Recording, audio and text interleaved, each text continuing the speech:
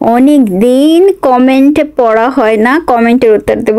জিউ বাবুটা বড় হয়ে যাচ্ছে দেখতে দেখতে, সত্যি সত্যি আমি মানে সবসময় বলি না, জিউ আসলে আমার সন্তান, ও একটু বড়ই হয়ে যাচ্ছে তাড়াতাড়ি। দেখেন আমি 2 বছরের ভিতরে অনলাইনে আসছি, 2 বছর আগের জিউকে দেখেন আর এখনের জিউকে দেখেন, বেশ অনেক বড় হয়ে গেছে না।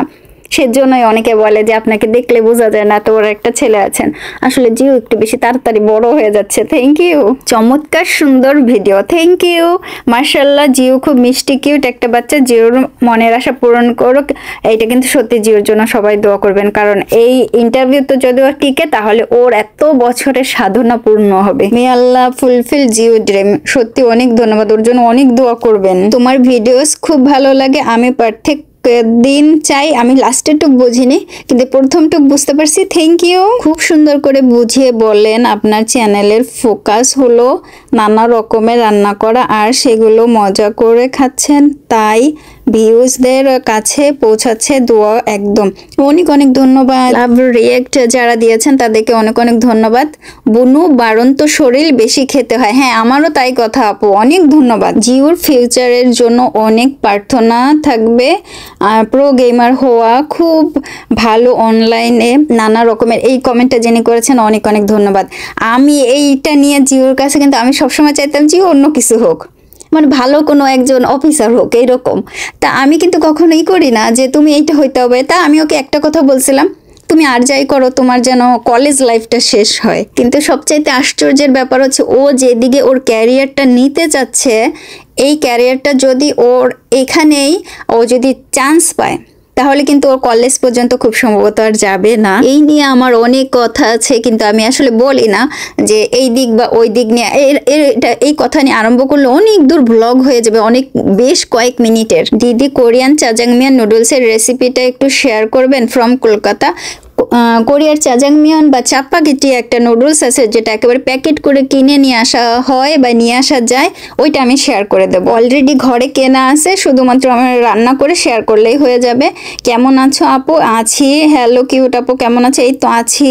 জিউকে হেয়ার ব্যান্ড ব্যবহার করতে বলো। হ্যাঁ আমার তো মাঝে মধ্যে মনে হয় চুলগুলো ধরে উপরে দিকে একটু উঠাই দেই। আপু জিওকে বাংলা ভাষা বোঝে? হ্যাঁ অল্প অল্প বোঝে। একটা আপু স্যামসাং গ্যালাক্সি 25 এ মোবাইল সে দেশে কত টাকা, এর কিন্তু একটা ভিডিও আছে যে কোরিয়াতে আমরা মোবাইল দুইভাবে নিয়ে থাকি, সেই ডিটেলস একটা ভিডিও আছে, যদি একটু খুঁজে দেখেন, একটু মানে অনেক অনেক অনেক অনেক ডিটেলসে কথা, তো প্লিজ একটু খুঁজে দেখবেন। গরম গরম ধোয়া ওঠা ভাত তরকারি গরম গরম। তো আজকে আমার খাবার এই পানিটা আছে তো ওকে খেতে বসে নিয়ে গে। কোরিয়াতে শীত পড়ে গেছে, আমার কাপড় দেখে বুঝতে পারতেছেন প্রচুর শীত পড়ছে। আর নাক দিয়ে তো পানি পড়তেছে, মাথার ভিতরে টন টন করতেছে। এই যে অনেক মজা হয়েছে। এই খাবার আমার ওয়াহ, আজকে মনে হচ্ছে যেন অনেকদিন পরে আমি আবার ভাত খাইতেছি। মানে যখন রান্না করি সেই খাবারটা প্রথম দিন তো ওই রকম টেস্ট লাগে, তারপরের দিন থেকেও ভালো লাগে, কিন্তু তারপরের দিন খাই ওই একই রকম, কিন্তু ভালো লাগে। কিন্তু অনেকদিন পরে অন্য খাবার খাইতেছি তো। গরম, প্রচুর গরম। দুলাভাই আসছে জব থেকে।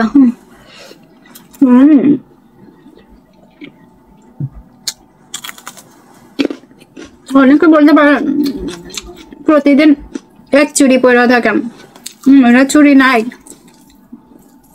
অন্য যে কালার আছে খালি রং ওঠে, চিকিমিকি ওঠে, সারা ঘর চিকচিকে ভরা যায়, গোল্ডে ভরা যায় সারা ঘর।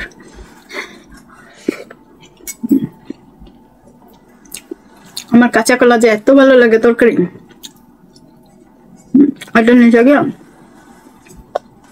বাটার স্ট্রবেরি তার উপরে গরম প্লেট রাখছি।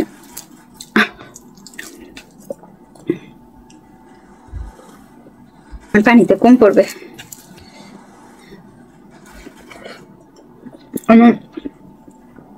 খাওয়ার সময় অনেকে আবার বসে থাকে, হ্যাঁ যে দেখছো মাছটা খাইলো না, শেষে যায় ছেলেটারা খাওয়াই দেবে, হয় এরকম কমেন্টও আসছিল। তো তাদের জন্য আমি তখন বলছিলাম, ভাই আমার ছেলেটা মাছ খায় না। আমার ছেলেটা যদি মাছ খাইতো, আমি আমি সবচেয়ে বেশি খুশি সুখী হইতাম, কারণ আমি আর আপনাদের দুলাভাই মাছ খুব পছন্দ করি। মাছের যে রেস্টুরেন্ট গুলো আছে আমরা ওইখানে যাইতেই পারি না, শুধুমাত্র জিও খায় না বিদায়, তা না হলে যাইয়া খাই আসতাম। আমি আর আপনাদের দুলাভাই একবার খাই আসছিলাম, ওই দূরে যাইয়া ঘুরতে গেছিলাম, তা মাছের রেস্টুরেন্ট দেখে আমরা খাই আসছিলাম। জিও গেছিল, সামনে বসে ছিল, ধরেও না, কোনো কিছু ধরবে না। ওর যদি আলাদাভাবে ভাতও দেওয়া হয় তারপর চুপ করে বসে থাকবে। গন্ধ, মাছের গন্ধ অনেকেই সহ্য করতে পারে না। কোরিয়ায় অনেকে আছে যারা মাছের গন্ধই সহ্য করতে পারে না। এখন আরো কয়েকজনে বলবে, আপু কিভাবে একেবারে শুকনা শুকনা খায় ফেলালেন, ঝোল কম হয়ে গেছে, ঝোল একটু নিয়ে আসা লাগবে। আমি আবার একটু অলস টাইপের আছি, নিয়ে আসা লাগবে বিধায় এই দিয়ে খাইতেছি। ওই তো কাকা হাইটে গেলে কিন্তু হয়ে যায়, তরকারি একটু ঝাল হয় নাই। মানে একটা কাটা খেয়ে ফেলছি, মাছের কাটা। তা এই ঝাল হয় না, এই ঝালটা তো খাবো আনছি।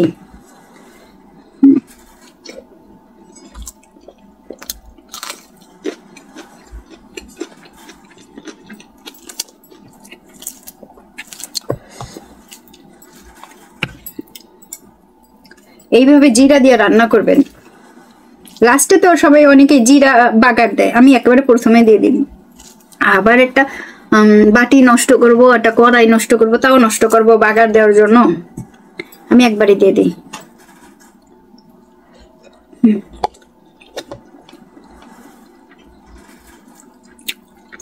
সেই স্বাদ, কলা গলে। এইটা কোন দেশের কলা? থাইল্যান্ডের খুব সম্ভবত, কুপাং থেকে কিনছি আমি, অনলাইন থেকে।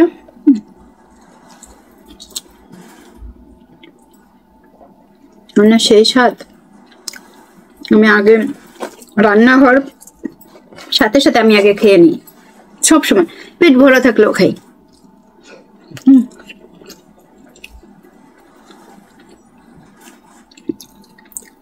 খাওয়া আমার খুব পছন্দের খাবার।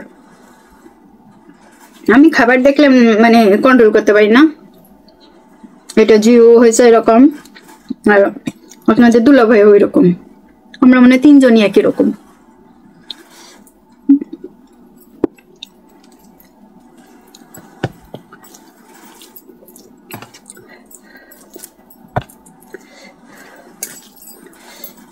এইখানটাতে ঝোল আছে, এইখানটাতে ঝোল আছে, ঝোল আর আনার দরকার নেই, একবারে ভাত মাখাইলে এই ঝোলে হয়ে যাবে। দেখেন এইখানে ঝোল বেশ খানিকটা রয়েছে, গরম, খুব ভালো হয়েছে। এই প্রথম আমি অনলাইন থেকে গ্রিন বানানা কিনছি। বানানা আমি সবসময় গ্রিন বানানা আমি থেকে হাট বাজার থেকে কিনে নিয়ে আসি, ওই খাবার কলাটাই ওরা গ্রিন করে বিক্রি করে, ওইটাই খাইছি। আর ওইটা শক্ত হয়, ভালো লাগে। এইটা হচ্ছে রিয়েল অরিজিনাল কাঁচা কলা।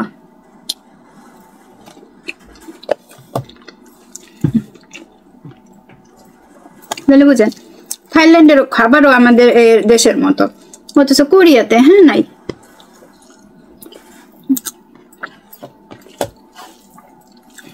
কোরিয়াতে বানানা গাছ হয় না, হয় দুই একটা হয়, কলাও ধরছে এদিক ওদিকে দেখছি একবার দুবার, কিন্তু হয় না, উৎপাদন বা বিক্রি এরকম নাই। বাইরের দেশ থেকে নিয়ে আসে, ফিলিপাইন, ভিয়েতনাম।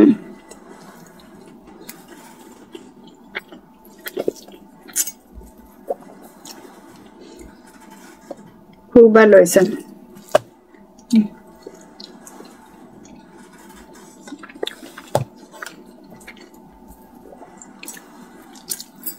যথেষ্ট ভালো হয়েছে। এটা একটু জন্য নরম হয়ে গেছে, হলুদ হয়ে গেছে, যেটা সেই বানানাটা কিন্তু একেবারে একটু হলুদ হয়ে গেছে। কিন্তু শক্ত আছে খাওয়ার সময়।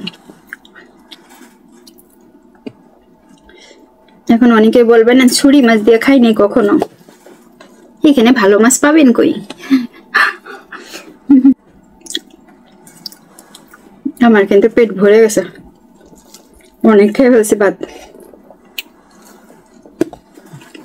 প্লেট ভরে ভাত আনছিলাম।